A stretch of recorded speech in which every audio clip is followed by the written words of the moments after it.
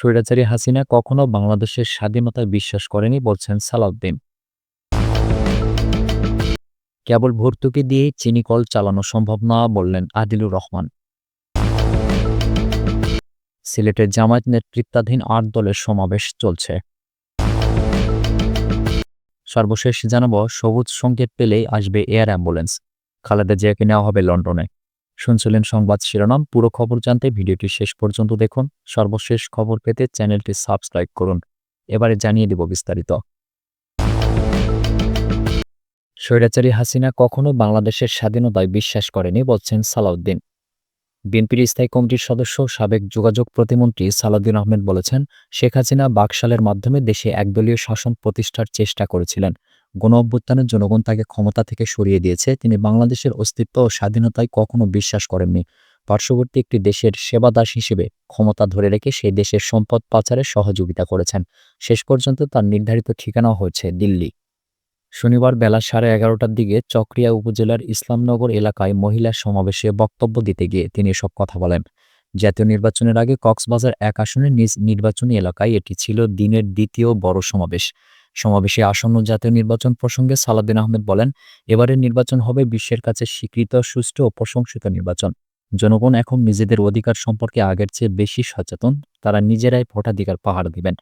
গত ১৬ বছর দেশে গণতন্ত্র ছিল না, এবার তা ফিরে এসেছে।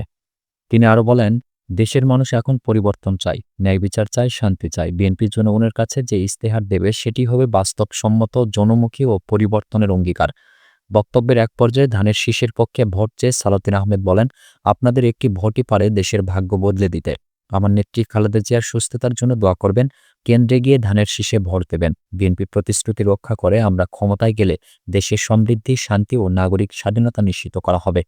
তিনি দাবি করেন, বিএনপি ক্ষমতায় গেলে দেশের অর্থনীতি, প্রশাসন ও ন্যায় বিচারে যে বিপর্যয় তৈরি হয়েছে তা পুনর্গঠন করা হবে।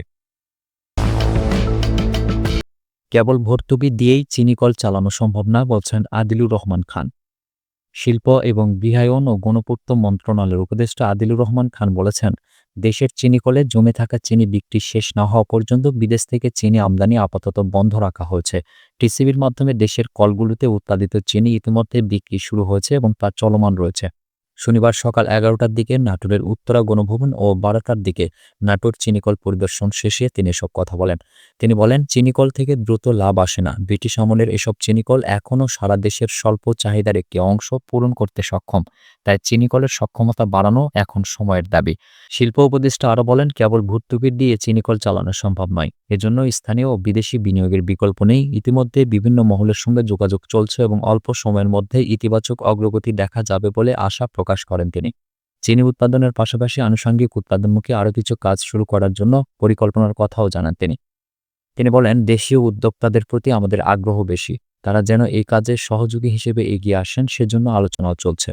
এ সময় তিনি আরও বলেন, উত্তরা গণভবনটি দীর্ঘদিন অবহেলিত ছিল। সংস্কার করে আমরা এটাকে ব্যবহার উপযোগী করে তৈরি করলাম। বর্তমান সরকারের সময় এখানে মন্ত্রিসভার বৈঠক হতে পারে এমন ইঙ্গিত করে তিনি বলেন, আমাদের কাজ হলো উত্তরা গণভবনকে তৈরি রাখা। রেওয়াজ অনুযায়ী প্রতিটি সরকারের সময় এখানে একটি করে মন্ত্রিসভার বৈঠক হয়, তাই এটি তৈরি রাখা হলো।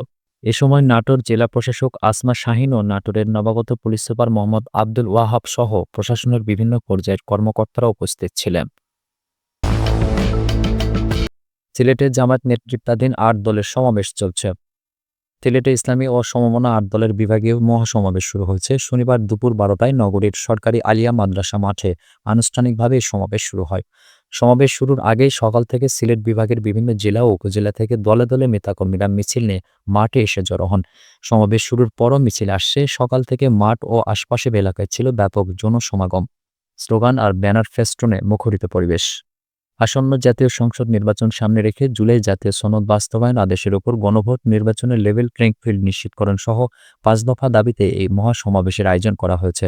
সমাবেশ সফলে গত কয়েকদিন ধরে পুরো সিলেট বিভাগ জুড়ে ব্যাপক প্রচার প্রচারণা চালানো হয়। শনিবার সকালে মাঠে বিভিন্ন শিল্পী গোষ্ঠীর পরিবেশনায় সাংস্কৃতিক অনুষ্ঠান শুরু হয়, যা সমাবেশ শুরুর আগ পর্যন্ত চলতে থাকে। বাংলাদেশ জামায়াতে ইসলামীর সিলেট মহানগর শাখার নায়েবে আমির ডক্টর নুরুল ইসলাম বাবুলের সঞ্চালনায় সমাবেশে স্বাগত বক্তব্য রাখেন সিলেট মহানগর জামায়াতে ইসলামীর আমির ফখরুল ইসলাম। তিনি বলেন, দেশের জনগণের ভোটাধিকার নিশ্চিত, অবাধ ও সুষ্ঠু নির্বাচন এবং গণতান্ত্রিক পরিবেশ ফিরিয়ে আনতেই এই মহাসমাবেশের আয়োজন করা হয়েছে। সবুজ সংকেত পেলেই আসবে এয়ার অ্যাম্বুলেন্স, খালেদা জিয়াকে নেওয়া হবে লন্ডনে। মেডিকেল বোর্ড সবুজ সংকেত দিলেই ঢাকায় আসবে কাতারের পাঠানো এয়ার অ্যাম্বুলেন্স। এরপর বিএনপি চেয়ারপারসন ও সাবেক প্রধানমন্ত্রী খালেদা জিয়াকে নিয়ে যাওয়া হবে লন্ডনে।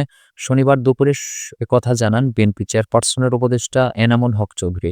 বিএনপির পক্ষ থেকে এনামুল হক কাতার কর্তৃপক্ষের সঙ্গে যোগাযোগ করছেন। এনামুল হক চৌধুরী বলেন, ম্যাডামের মেডিকেল বোর্ডের সিদ্ধান্ত ক্রমে এয়ার অ্যাম্বুলেন্স বাংলাদেশে পাঠাবে কাতার, সেভাবে তারা প্রস্তুত রয়েছে। তিনি আরও বলেন, মেডিকেল বোর্ড যখনই সিদ্ধান্ত জানাবে তখনই এয়ার অ্যাম্বুলেন্স ঢাকায় আসবে এবং ম্যাডাম খালেদা জিয়াকে উন্নত চিকিৎসার জন্য লন্ডন নিয়ে যাবে। সবকিছুর ব্যবস্থা কাতার কর্তৃপক্ষ করেছে।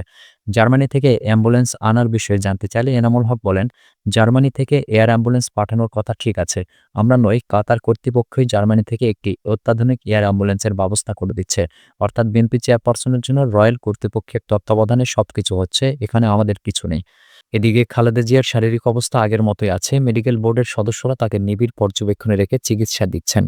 বিএনপি চেয়ারপারসন এখনও ফ্লাই করার সক্ষমতা অর্জন করেননি, সেজন্য লন্ডন যাত্রা বিলম্ব হচ্ছে। তবে তারা জানান, গত 2 দিনে মেডিকেল বোর্ড কিছু পরীক্ষা করেছে, তার প্রতিবেদনও তারা পর্যালোচনা করছেন। শুক্রবার 2 দফা মেডিকেল বোর্ডের বৈঠক হয়। প্রতিদিনই বোর্ডের সভায় খালেদা জিয়ার শারীরিক অবস্থার নিয়মিত প্রতিবেদন পর্যালোচনা করা হচ্ছে। সুপ্রিয় দর্শক, এই ছিল এখনকার মতো সর্বশেষ সংবাদ। পরবর্তী সংবাদ দেখার আমন্ত্রণ রইল।